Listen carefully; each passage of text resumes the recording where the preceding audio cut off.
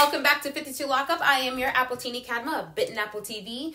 52 Lockup is a series I started to talk about one of my biggest passions, true crime. A new episode on every Cad Maniac Monday for 52 Mondays, 52 Crimes. Hope you guys enjoy. Be sure to like, leave some feedback, subscribe. You know the drill. Viewer discretion is always advised. Definitely viewer discretion is advised, particularly what the crime is talking about. So, today's story, it was actually requested from TikTok. I didn't do it immediately because I didn't want to dive into the case too quickly because there is a lot to unpack. June 20th, 2004. Conklin, New York. Peyton Gendron would be born to Paul and Pamela Gendron, whom are civil engineers for the Department of Transportation. I mean, the married couple would actually come to and have 4 children. 4 sons. I don't know why I stumbled over the word children, but whatever. Paul Gendron is actually a New Jersey native, graduated from Rutgers University, and began his career in the Department of Transportation relatively quickly after graduation.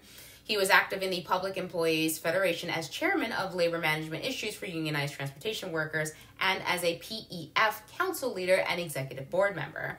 Pamela lived near Binghamton, most of her life since the late 1980s and worked for the Department of Transportation for at least the last 15 years. The couple would settle together, and after they get married, they're going to go into a small town of Conklin, and they get themselves a 4-bedroom house. Lawn, pool, and even a gingham print flag over their porch in 2002. They actually got it, a 17-acre property for $116,000. Wow, that's cheap. Sorry. Basically, they were living life well. The couple actually together, for some reason this was reported in the news outlet, don't know. But together, combined salary, the couple actually made $183,400 in 2020. Paul is a registered Democrat and his wife is registered a Republican. And according to their social media, including Pam's especially, they're following social media accounts like Dalai Lama, New York Times, former President Barack Obama, baseball, different officials of the Biden administration officials, like them. Pamela even also liked to take quiet walks in her town and just kind of walk around and be like, hey, kind of wave to her neighbors, hey, Terry. To other people, it seemed like they had everything together. In 2004, that is when Pamela gives birth to Peyton. Peyton would actually, growing up, join the Boy Scouts, which is where he was first introduced to guns. The Boy Scouts actually prohibits fully automatic firearms, but they can teach pistol shooting and high-power rifle shooting for hunting for the youth that are involved in venturing and sea scouting programs. Peyton would also be the local paper boy, just throwing papers over at the neighbors. In middle school, Peyton would become the top performer in his middle school, that he actually did the challenge for You Be a Chemist Challenge, and he showed a very strong interest in following in his parents' footsteps and becoming an engineer. For Peyton's 16th birthday, he would receive a Savage Access hunting rifle from his dad due to his interest in hunting, right? And his uncles also hunted, so this is also a thing. His father took him shooting that day in Skyline Drive State Forest near Kirkwood. That becomes important later, right? So in high school, he was also in his top honor. So he was up there, considered grades-wise. On paper, he was looking fantastic. As Peyton was growing up amongst his family with the other 3 brothers, he didn't feel connected to his parents. He seems to have felt like he wasn't important himself. He considered his parents to be very distant from him. He stressed a lot over maintaining his good grades and was terrified that if he had a low grade, he would disappoint and upset his parents, which is interesting. Peyton knew he was different from other kids, right? He was terrified his parents would actually figure that out down the line. So although Peyton was allowed to hunt, violent video games were not allowed in his home. His mom was not a fan of it. She's like, no. He began lying to his parents, though, about a lot of things, like his obsession with shooting games and other things, or far-right extremism. Those ideologies. He dove into those ideologies since 2020. So he from a young, early teenage years. We're looking at 14, 15, right? He got it mostly from websites like 4chan. Hey, you guys remember 4chan? The husband who harpooned his toddlers in Mexico because he thought his wife was a serpent, that 4chan. Anyways, while attending Susquehanna Valley Central School District, Peyton contemplated the idea of suicide, right? He's thinking, well, I should use the hunting rifle that my father bought me. However, and I quote him, that would make my parents feel like they killed me even more, which is strange because it makes me wonder what was happening in the house. What are the conversations between them, right?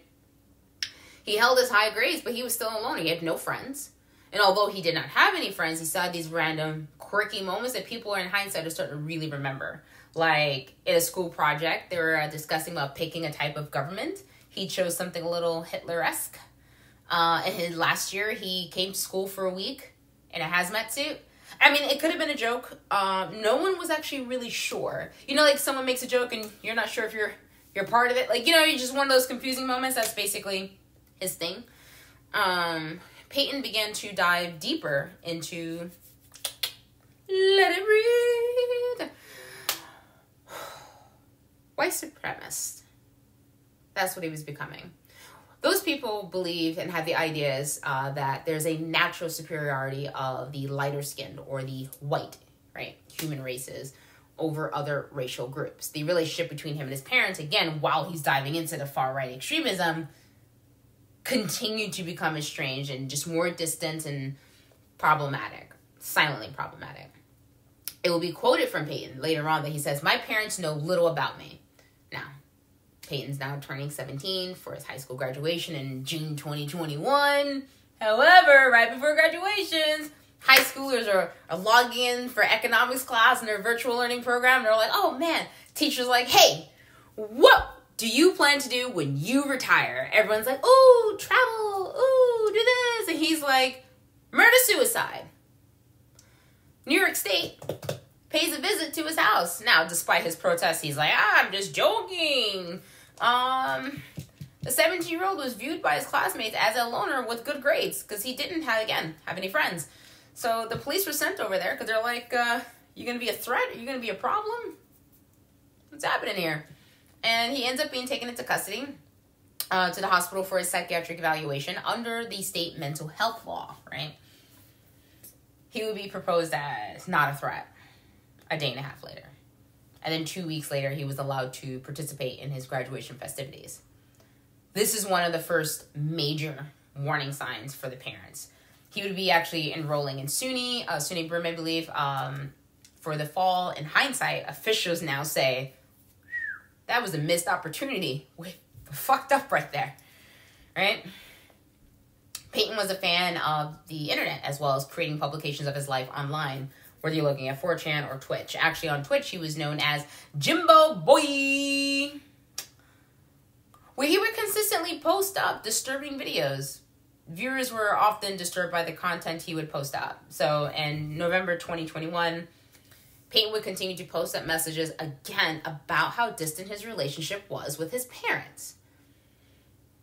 But at the same time, it seems like they were trying to figure out what was going on with their son.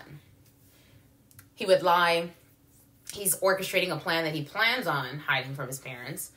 And it seems like Peyton just kept to himself so much. And the only way to really connect with him might have been through the internet. Peyton's behavior towards his parents and his family became big red flags to them.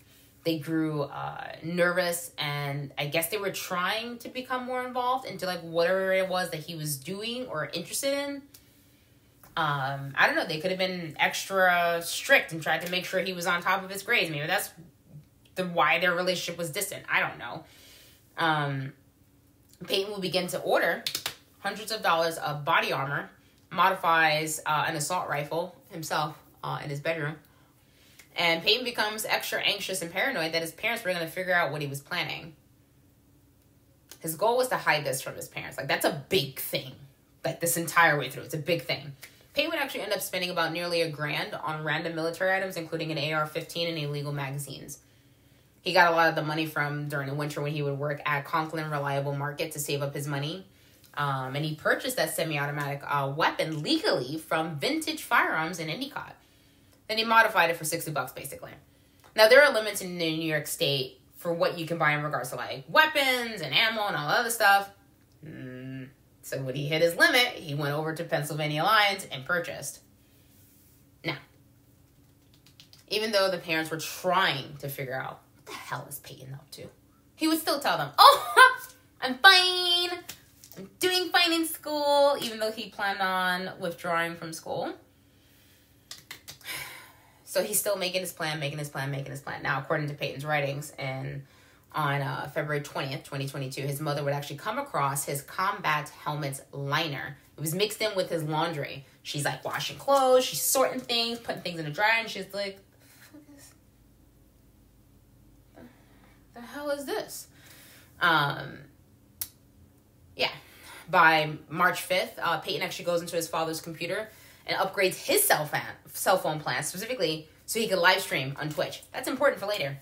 March 8th, 3 days later, Peyton decides, I'm going to take the car up and drive to Jefferson Avenue to go check out a supermarket. He would actually be pulled over that day for speeding. March 11th, 2022, family goes, we're heading down to Spectrum Mobile. Everyone's getting an upgrade. And while they're in the store, Peyton is freaking the fuck out. He's like, oh shit, Spectrum's gonna know that I have racist photos and racist messages on my phone. Like, everyone's gonna know. I'm gonna be found out. Oh my God. Which is interesting because he's so determined to commit this crime and then still hide it from his, like, I'm just baffled, right? So it seems like he saw his parents as a barrier that would stop him from completing his task. I'm not fully sure what's happening in their relationship. March 22nd, 2022, Peyton would actually officially withdraw from SUNY. Now, March 25th, 2022, seems to keep doing things in threes, but whatever. A feral cat actually attacks the family cat, Paige. So apparently, as payback, Peyton decided to torture and kill the other cat, including decapitating it and then photographing its body. Because that's normal. I quote, I called my mom and she gave me a box and I dug a shallow grave in the backyard. He wrote before posting a picture of himself wearing safety goggles that had a speckle of what looks like to be blood. Now, it's not clear if the mom saw the animal's body. From what I was gauging online, it doesn't seem like she did. It also seems like a normal thing that a mom would do. Like, oh, this animal's dead. I want to go bury it. And they're like, here, take this box, go bury the animal. So I don't know if she actually got the chance to see, like, the animal was decapitated and was like, Peyton, you all right, baby? The pictures he took would actually be reviewed later on by multiple news outlets. The problem is they couldn't tell which picture was Peyton's because apparently on 4chan, pictures of tortured animals go up like TikTok trends. On March 29th, both of his parents realize something's up. And they're like, Peyton, your behavior is... What is happening? What is happening? Now, Peyton claims he was stabbed and beat, where he had stabbed, beaten, and decapitated the feral cat, right? His parents want to know about that. They want to know about the speeding ticket from March 8th that comes in the mail. Messages flooding from Peyton. He's like, I'm compromised, guys. And adding that, now my dad knows I was hours away doing something I shouldn't have. Paul and Pamela demanded to know why. Was he over there? What were you doing over there, right? He's like, oh, I skipped class to go take a hike in Letchworth State Park. Parents don't believe him. They're trying to crack down on like what he's really, really up to. He's growing increasingly stressed that his parents will discover his plot. And this is consistent in his manifesto. His messages would state that he moved guns around the house in different parts of the, like different floors, different areas. And remember, this is a large property, so he's just moving it around so they don't see him. Payne would actually write, I said I was doing fine in school and going to every class, which I haven't been in class for weeks now. It's going to make me quite upset when they realize the truth about what I've actually been doing the last few months. This tells me he must have really felt like his parents were going to truly stop him. April 15th, 2022. Peyton writes, my parents know something's wrong. Fuck, right? He wrote on April 15th, writing that he needed to carry out his attack sooner. April 29th, 2022, Peyton would write a goodbye letter to his family and place it in the drawer next to his computer. After thorough research of demographic areas, Peyton decided his, location of attack. He's definitely like onto it. He's like, I'm definitely going to the supermarket. He felt the need to speed it up because he felt like his parents were going to catch him. Peyton's research was to focus primarily on African American communities, right? And that was the closest one for him, 200 miles away. Peyton also would return to Skyline Drive State Forest to practice his shooting for his upcoming crime. May 14th, 2022. That day was actually inspired by Brenton Tarrant, a white supremacist who live-streamed himself murdering 51 Muslims at a mosque in New Zealand in 2019. Peyton would collect the military gear he was hiding all over the home and drive 3 hours to Buffalo. Racially motivated to Tops Friendly supermarket, he would arrive there around 2:30. He was confronted by retired Buffalo police officer Aaron Salter Jr., who was working security there. He'd actually been working there, I believe, the last 4 years. He shot the suspect, but without effect due to the body armor he was wearing. While holding up the supermarket to be detained, he ends up killing 10 people and injures 3 additional people. 11 of those 13 victims would be African American, and the other 2 were white. The victims are retired Buffalo officer of 30 years, Aaron Salter Jr., 86-year-old Ruth Whitfield, was the mother to 4 children, including former Buffalo Fire Commissioner Garnell Whitfield, 67-year-old Hayward Patterson, 67-year-old, he was also a church deacon, by the way, 77-year-old Pearlie Young, cute name, 53-year-old Andre McNeil, 32-year-old Roberta Drury, she's actually the youngest person to be killed there, 65-year-old Celestine Chaney, 72-year-old Catherine Macy, 52-year-old Margus D. Morrison, 62-year-old Geraldine Talley. Those with non-life-threatening wounds are 20-year-old Zary Goodman, 50-year-old Jennifer Warrington, and 55-year-old Christopher Braden. Buffalo Mayor Byron Brown also called for 123 seconds of silence from 2:28 p.m. to 2:31 p.m., followed by the ringing of church bells 13 times throughout the city of honor to honor the 10 people killed and the 3 people wounded. New York State is actually supplying the city of Buffalo with $3 million for relief efforts such as counseling and resources for impacted families. If you didn't know that, reach out. In direct response to the white supremacist act of terror at the supermarket, right? Governor Hochul unveiled a comprehensive package to combat the steady rise in domestic terrorism and violent extremism, to strengthen and close loopholes in state gun laws and crack down on social media platforms that host and amplify content that promotes and broadcasts violent, lawless acts and endangers our communities. Peyton's parents are actually extremely cooperative with the FBI, FYI. Peyton would specifically talk about in his manifesto there about the isolation and the boredom of the pandemic lockdowns as giving him the time to explore gun-related sites, which is what led him to the racist meme sites and then right-wing propaganda. I mean, we were all in the pandemic, I'm just saying. Just for the additional knowledge, New York State does actually have a red flag law that was enacted in 2019. This gives judges the authority to take away a person's guns if the person is likely to engage in conduct that would result in serious harm towards themselves or others.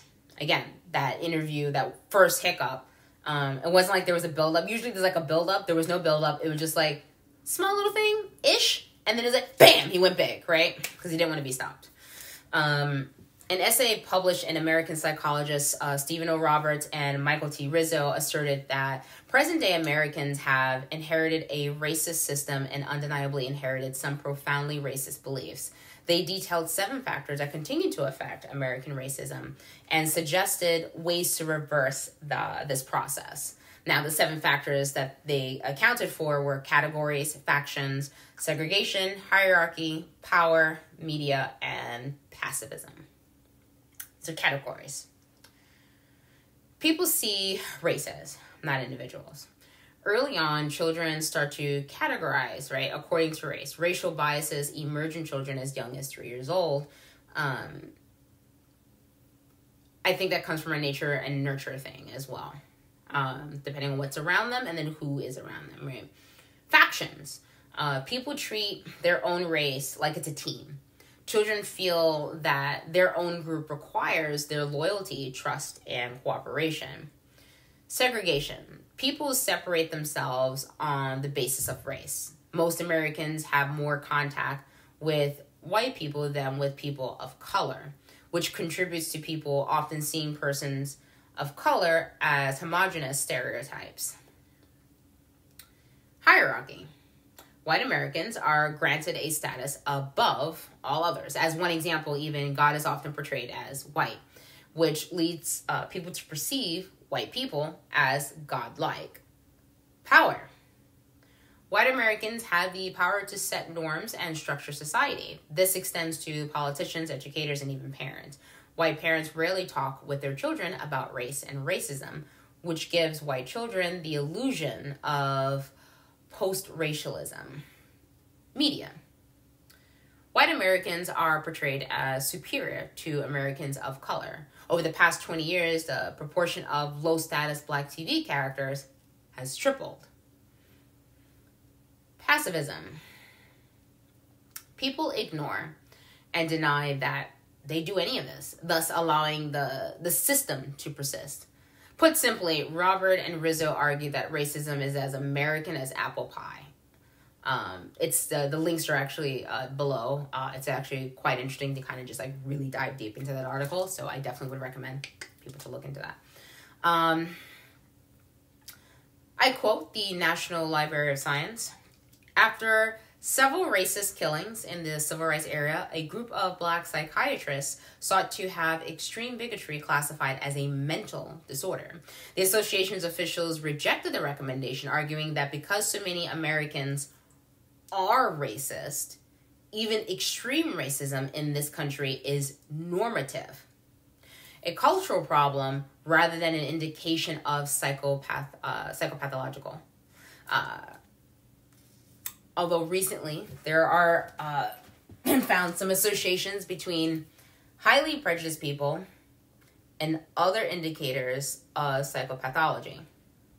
The subtype at the extreme end of their scale is paranoid delusional prejudice disorder.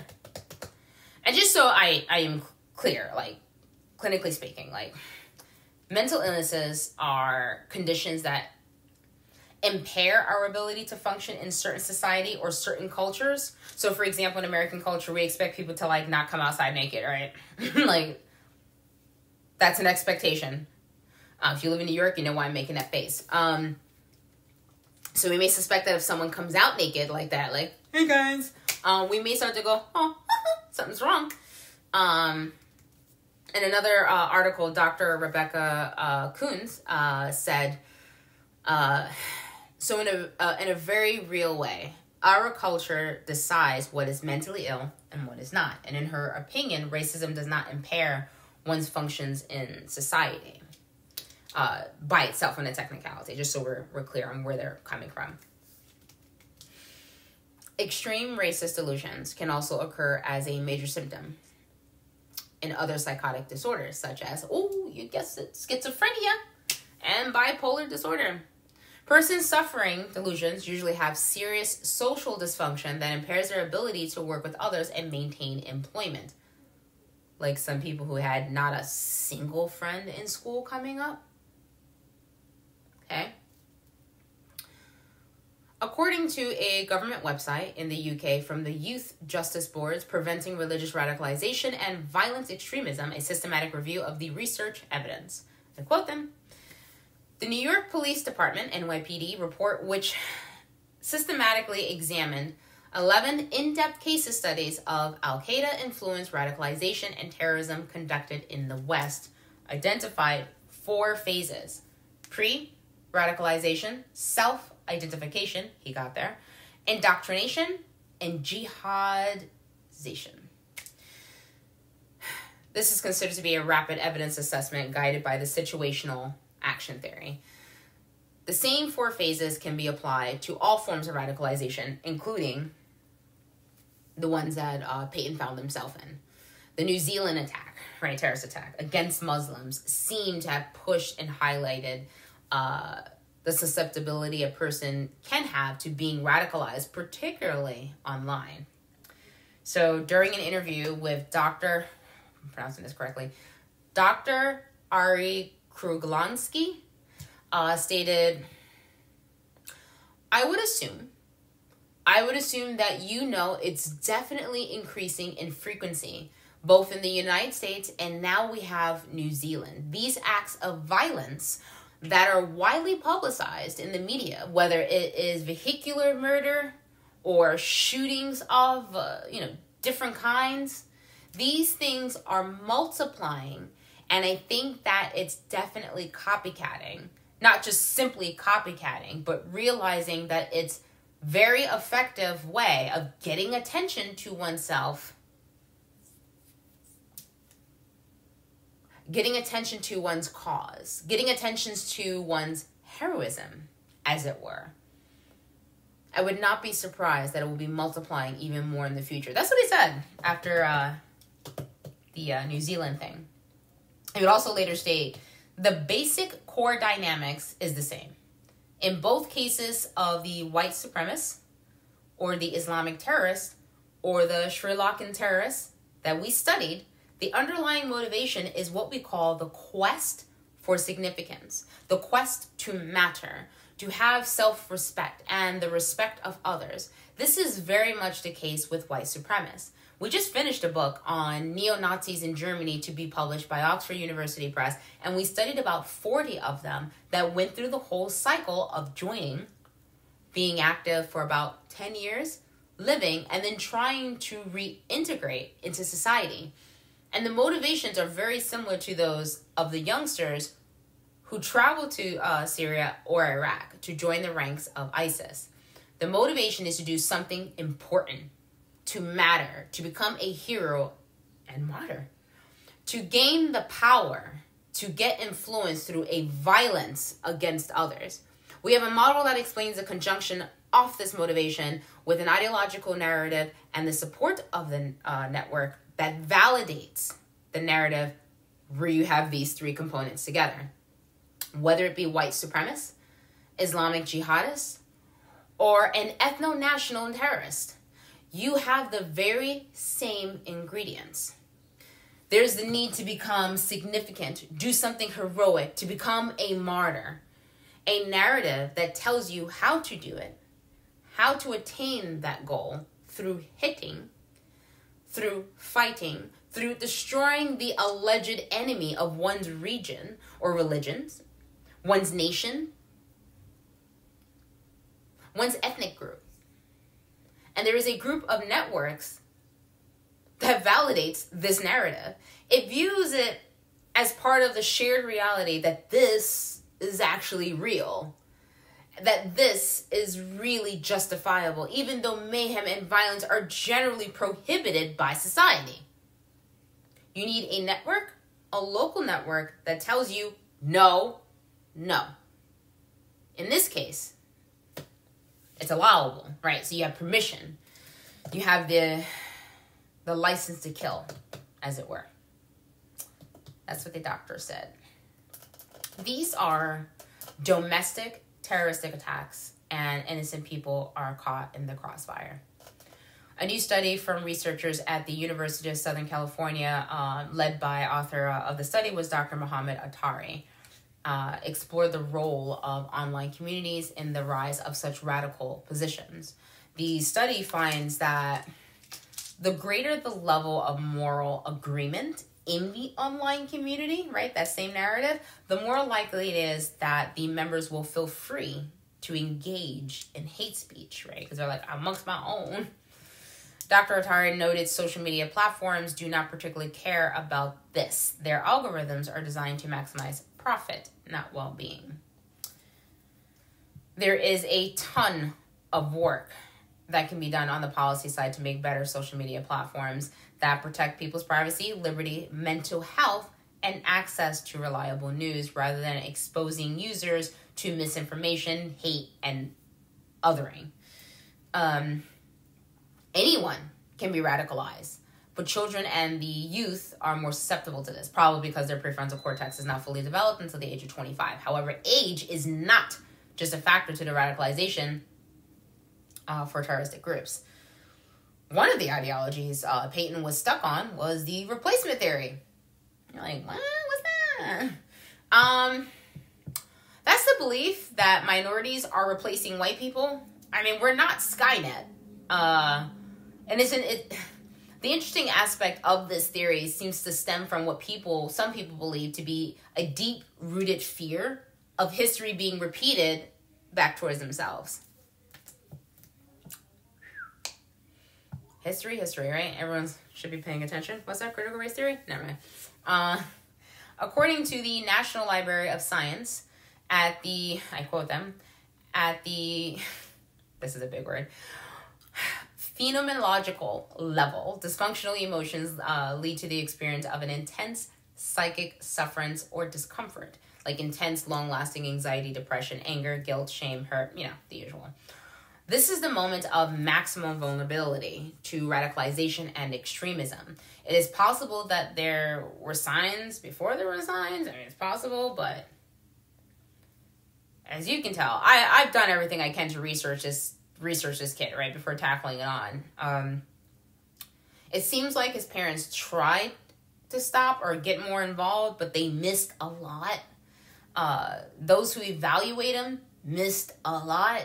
And it's sad because each of these circumstances, it seems to allow the world to grab another piece of the puzzle in order to look for the warning signs to save lives. So, on this note, I will end you with this. I'm sorry, but I don't want to be an emperor. That's not my business. I don't want to rule or conquer anyone. I should like to help everyone, if possible. Jew, Gentile, black man, white. We all want to help one another. Human beings are like that. We want to live by each other's happiness, not by each other's misery. We don't want to hate and despise one another. In this world, there is room for everyone. And the good earth is rich and can provide for everyone. The way of life can be free and beautiful. But we have lost the way. Greed has poisoned men's souls, has barricaded the world with hate, has goose-stepped us into misery and bloodshed. We have developed speed, but we have shut ourselves in. Machinery that gives abundance has left us in want. Our knowledge has made us cynical. Our cleverness, hard and unkind. We think too much and feel too little. More than machinery, we need humanity. More than cleverness, we need kindness and gentleness. Without these qualities, life will be violent and all will be lost. The airplane and the radio and the internet have brought us closer together. The very nature of these inventions cries out for the goodness in men, cries out for universal brotherhood, for the unity of us all.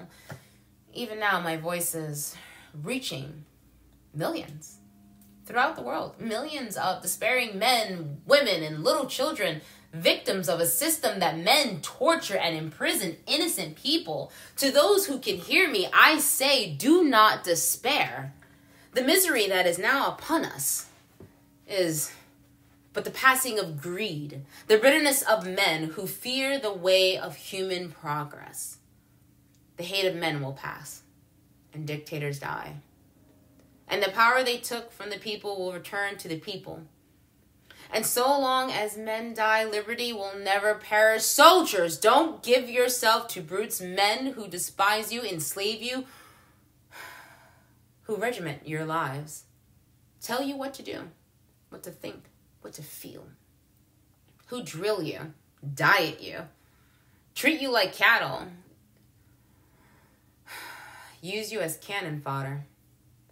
Don't give yourselves to these unnatural men with machine minds and machine hearts. You are not machines. You are not cattle. You are men. You have the love of humanity in your heart. You don't hate.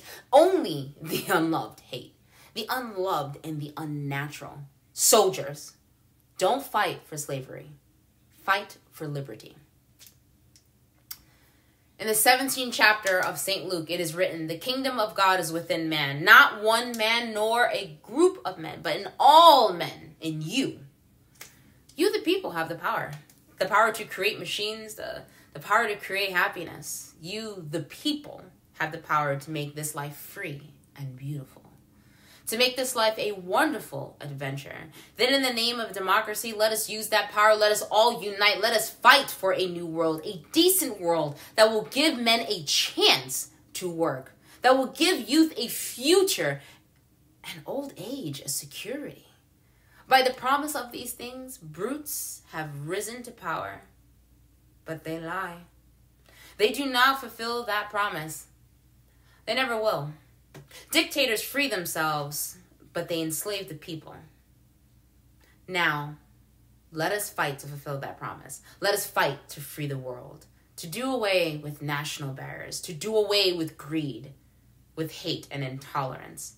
Let us fight for a world of reason, a world where science and progress will lead to all men and women's happiness. Soldiers, in the name of democracy, let us all unite. Thank you for tuning in. 52 weeks, 52 crimes. I don't really have too much to say because there's a lot to unpack. I do understand that his parents were trying to be involved, and I can only tell that because of his rush to go do the shooting. But I also feel like there's this consistent disconnect where maybe they bought him a lot of things, but they weren't as interactive. Maybe they didn't know his love language. Am I saying that's the reason why he did it? No. Does it make everything right? No. But I do think he needed help, psychological help, long before, and no one noticed until it was like relatively too late. Obviously, he's been arrested and charges will be blah, blah, blah. It's a heartbreaking case.